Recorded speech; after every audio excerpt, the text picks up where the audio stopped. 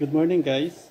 Ito pala ang inyong lingkod, si Erwin Sambat mula sa Solar Kapampangan para magturo ng mga basic solar knowledge para sa ating mga kababayan na gustong matutong magbuo ng sarili nilang solar power. Ang topic po natin ngayon ay tungkol sa solar charge controller. Tulad nitong nakita natin sa screen. Ano po ba ang solar charge controller?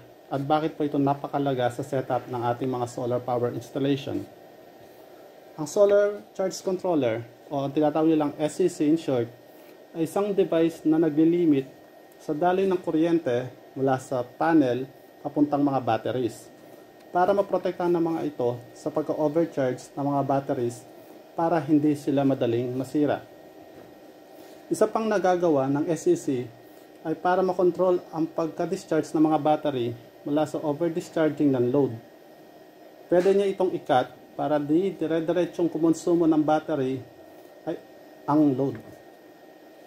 Meron din siyang isang feature na tinatawag nilang reverse polarity protection or yung protection para di kumonsumo ng load ang mga solar panel sa battery pagsapit ng gabi pag di na nag-charge ang mga solar panel. May dalawang uri tayo ng solar charge controller. Ang una po ay ang tinatawag nilang PWM tulad nito or yung pulse width modulation. Ito ay kadalasang ginagamit sa mga maliliit na solar setup at sa mga nag-uumpisa pa lang magtayo ng mga kanilang maliit na solar DIY projects. Kung ang gamit mong solar panel sa setup mo ay nasa 100 watts lamang or pababa, ay mainam na gumamit na lang tayo ng ganitong PWM na SCC. Pero pwede rin namang gamitin ang PWM kahit gumamit ka pa na mas mataas na wattage ng mga panel, pero di ito masyadong advisable dahil sa mga losses nito sa malalaking setup. Ngayon, ipapakita ko po ang isang picture ng Okay.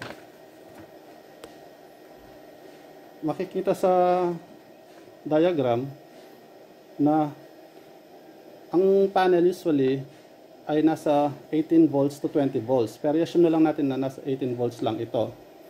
Itong 18 volts na panel ay kokontrolin ni SCC na kunwari ang gamit natin ngayon is PWM or pulse width modulation tapos papunta sa battery.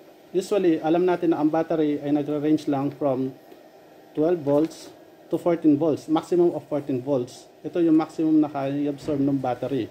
So, assume natin kung ang panel is 18 volts at ang kayang i-absorb lang nitong is hanggang 14 volts, masisira ang battery na to kung wala si solar charge controller. Kasi imagine, ang taas ng voltage, ipapasok niya lahat ito dito kung walang regulator or PWM SCC or MPPT.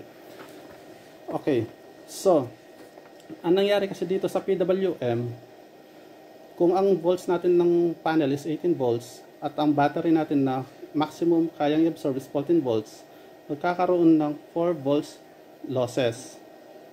Usually, kaya tinawag natin losses to, sa model na PWM na to, yung difference ng voltage difference from panel to battery, tinatapon niya ito at hindi na ginagamit. Okay. Ngayon, yan naman natin ang ikalawang uri ng SCC. Ito ay ang tinatawag nilang MPPT or Maximum Power Point Tracking. Okay. Ito ay kadalasang ginagamit sa mga malalaking setup or kung ang setup mo ay nasa 200 watts panel or pataas. Dahil sa mas maganda ang features nito, ay expect natin na mas mahal ito dahil sa kanyang mga magagandang features. Actually, naglalaro ang presyo nito na nasa 5 to 10 times ang halaga compared to PWM. So meron akong isang diagram dito. Okay, ito naman, kamukha nung kaninang demonstration natin. Ang difference is Yung difference na 4 volts, kamukha lang ng kanina to, pero ang gamit natin instead of PWM is MPPT na. Yung difference na 4 volts from 18 minus 14 volts, ang ginagawa ni SCC, ni MPPT, is kino-convert niya ito, yung remaining 4 volts na yon, difference of 4 volts, na into amps. Itong amps na to, ito yung charging current na tinatawag, na pinapasok sa battery natin habang nagcha-charge. Okay. Di tulad ni PWM na nagkakaroon siya ng losses. Kasi nga, yung remaining na to, hindi na niya iaano. Yun ito gagamitin, itatapon niya to. Compared kay MPPT, ginagamit niya to para i-convert into amps para mas tumaas. Ma-maximize ang harvest ng ating mga panel. Okay. Ito po pala ang mga parts ng ating solar charge controller. For the sake of demonstration, gagamit na muna po tayo ng PWM solar charge controller. Ang una po ay makita natin na meron siyang 6 na connectors mula sa panel, sa battery, at sa load. Mamaya po, explain natin yan in details. Sa taas niya ay meron ka makikitang 3 button para sa menu button, sa up button, at sa down/on and off button. Sa taas naman niya ay makita mo yung kanyang LCD screen. Dito makita yung mga information ng kanyang volts at kung paano mo siya ipoprogram na iano natin mamaya. At dito sa right side, sa upper right side, meron siyang dalawang 2.5 amps, maximum amps na 5 volts USB connectors. Ito po ang halos ganito ang mga klase ng mga SCC at halos para-parehas lang, nagkakaiba lang ng konti sa features, pero in general halos para-parehas po ang mga components niya. Okay, bali ito naman po ang connection ng ating mga devices papunta sa ating solar charge controller. Ito pala yung pinakamababang connectors na pinakita ko kanina at ngayon papakita ko kung paano i-connect ang ating mga devices sa solar charge controller.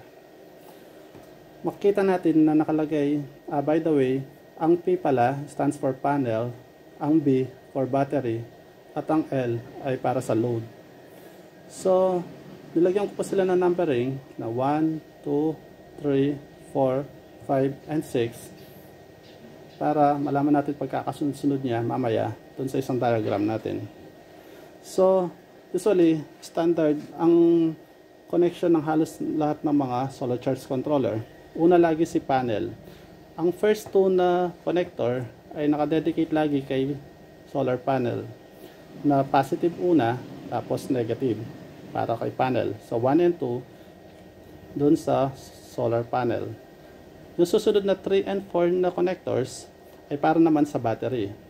Gaya ni panel, na una lagi si positive, number 3, at yung number 4 ay para kay battery na negative. At yung last 2 connectors ay para naman sa load. Yun ang number 5 at number 6 para sa number 5 na positive load at si number 6 na negative load. Bali, ito yung parang diagram nung kanina. Okay. Si 1 and 2 na panel, solar panel, papunta dun sa 1 and 2 na button. Tapos si battery para sa 3 na positive at sa 4 na negative. Okay. At sa number 5 and 6 para naman sa positive na load at sa negative na load, yung 5 and 6. Ganun po ang connection ng ating mga devices para sa ating solar charge controller. Ngayon naman po, ipapakita ko kung paano i-adjust natin itong solar charge controller. Pero papakita muna po natin ang default settings nito. Yung una po, ito yung current charge ng ating battery, yung 13.3. Pag pinindot ko itong menu, yan po ang float charge. Ito po ang load reconnect. ito po yung load disconnect, ito yung programmable timer, at ito yung battery type. Ayan, bumalik na siya sa default na 13.3. Yan po ang default settings ng ating solar charge controller. Papakita ko lang po ng malapitan. Okay, ayan po ang default settings ng ating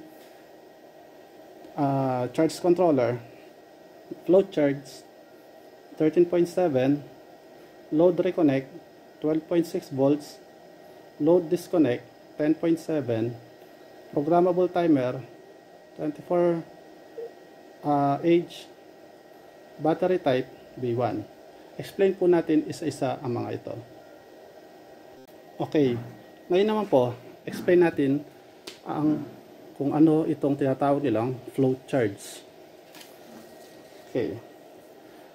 Ang float charge po ay ito yung maximum voltage na i-maintain ng battery pag na full charge na siya. So, kung mapapansin natin itong graphical representation ng charging method, sa unang stage, ito yung tinatawag nilang bulk. Sa second stage, ito yung tinatawag nilang float. Okay. So, para di malito, i-explain ko po ito, kung anong ibig sabihin nito. Itong kulay red na line na to, ito po yung nagre-represent ng ating current charge or battery current. At itong kulay asul or blue na line, ito yung current or battery voltage. Okay. So, mapapansin ho, kapag mababa ang voltahe ng ating battery, ang ating current charge ay mataas. Constant siya. Kaya tinawag na constant current. Mapapansin na ang pagpasok ng amperahe sa battery ay constant. Pantay-pantay, mataas. Okay. So, pansinin nyo, abang tumataas ang voltahe natin at umabot na siya dun sa tinatawag nilang malapit sa float, gradually, bababa na itong current na pumapasok sa battery. Pansinin nyo po, sa second stage na float, na nalampasan na yung bulk, umpisa nang bababa ang amperahe na pumapasok sa battery. At papansin na hindi na constant current ang nangyayari kasi bumababa na siya. Ang nangyayari, kabaliktaran na siya, imbis na constant current is constant voltage. Pansinin niyo po, pagdating dito sa float charge, constant voltage na siya. Ibig sabihin, halimbawa, nasa 13.8 ang constant voltage, steady na lang siya hanggang kapag full charge na siya, nandyan na lang siya sa voltahe na to.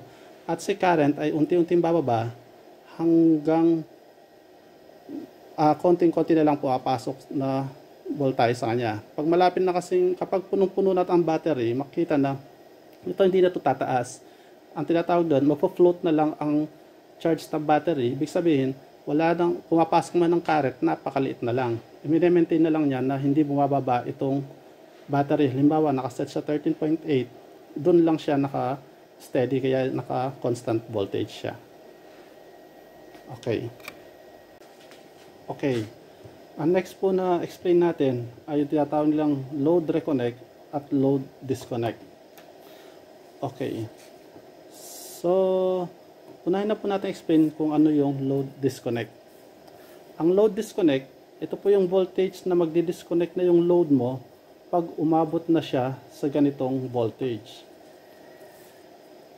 Ang load reconnect naman po, ay ito yung voltage na magko-connect na yung load mo pag umabot na siya sa ganitong voltage. So, para maintindihan po natin, ay gumawa tayo ng maliit na diagram para maintindihan po natin yung itinok lang natin. Ayan. So, yan po muna natin itong mga legends para madali natin maintindihan itong mga nilagay ko rito. Yung LD po ay yung tinatawag nilang load disconnect. Yung LR, ito yung load reconnect. At yung BV, ito yung tinawag kong battery voltage. Okay. Kunwari po yung SCC natin, ay sinet natin ng ganito. Yung load disconnect, kung ang kaninang default ng load disconnect natin is 10.7, pero hindi po ito recommended. Ito lang ang default settings, pero kapag lead acid ang ginamit, mas mainam na ang DOD o depth of discharge natin is 50%.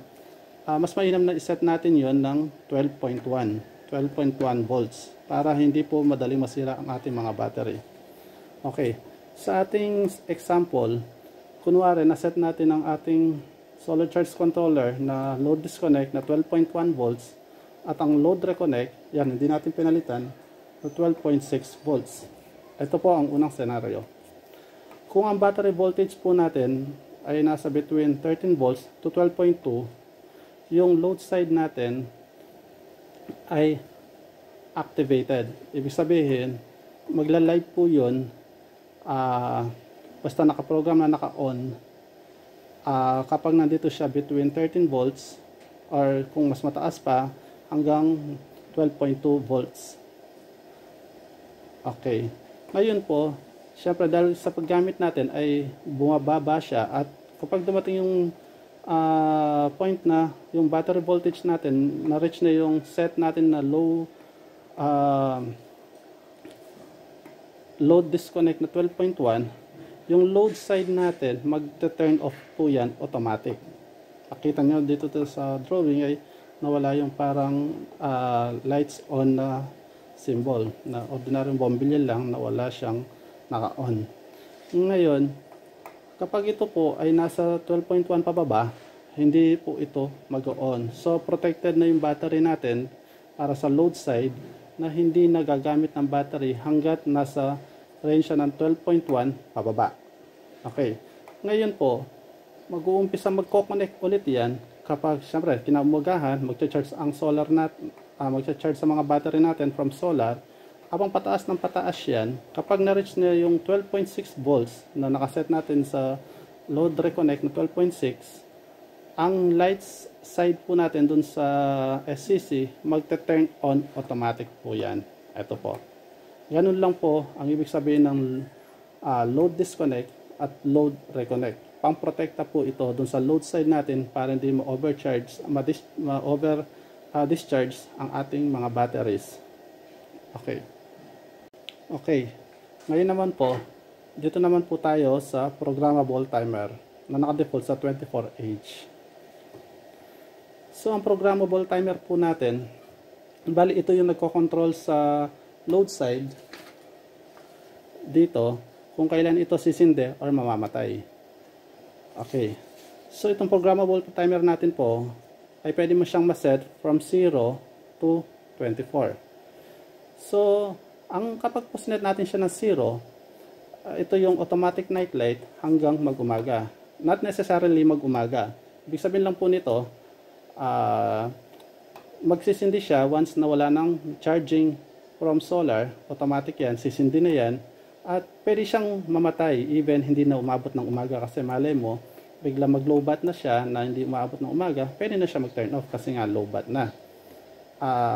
Pero usually kung medyo malakas-lakas ang battery power mo, umaabot siya hanggang umaga. So kapag nakaset siya ng 0.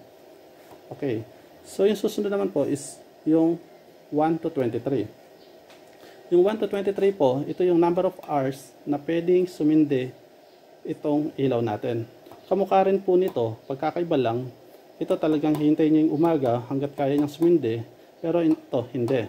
Kunwari po, ang sa kagandahan nito, kung medyo tinitipid mo ang iyong battery at gusto mo lang iset ng halimbawa 3 oras sa gabi, sisindi yan from halimbawa mag-start siya ng 6, kunwari doon ang unang start ng niya, pagsindi, at kung nakaset siya ng 3, kunwari lang 3, pag-ano siya ng from 6, 7, 8, 9 hanggang 9 PM, 3 hours siyang sisindi.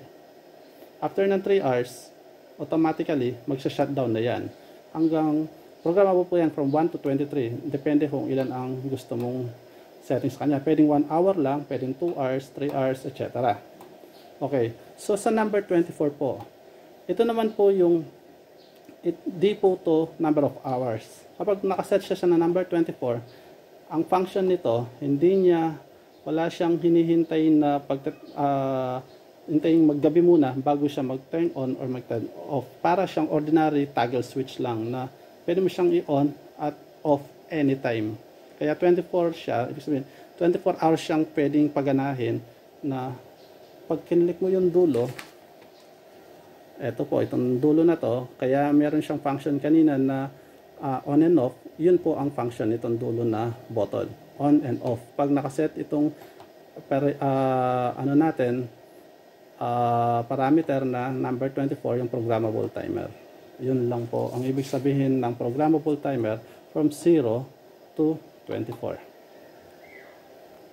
Ngayon naman po, ang pinakauling setting ay yung battery type na nakaset sa B1. Okay. So, sa battery type, dito hindi po masyadong,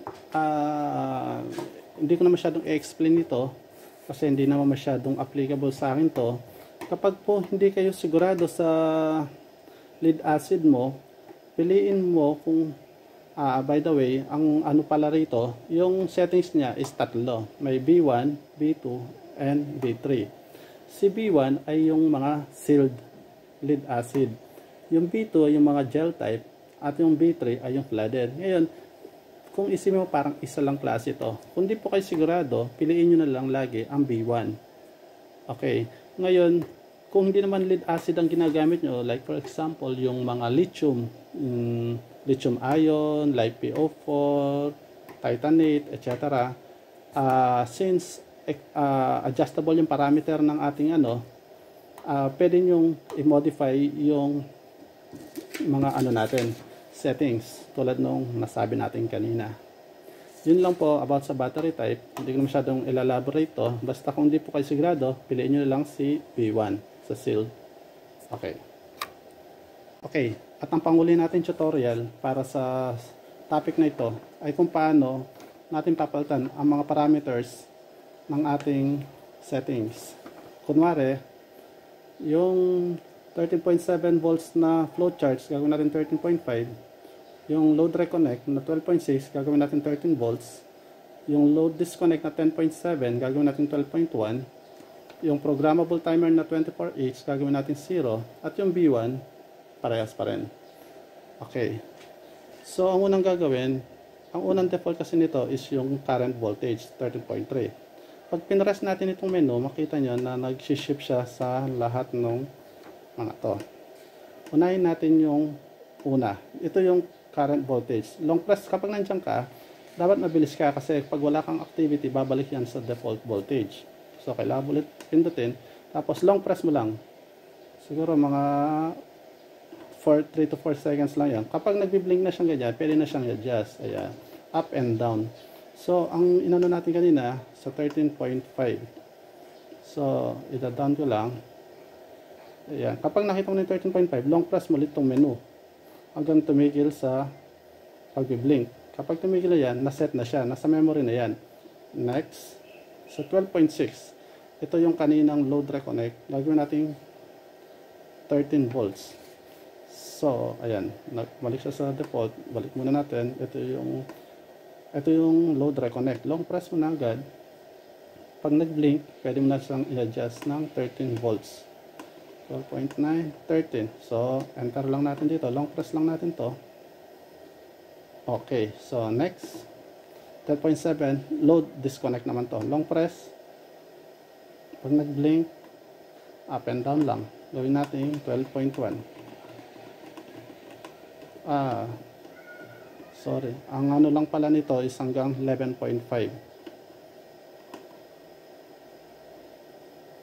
Okay. Enter na natin.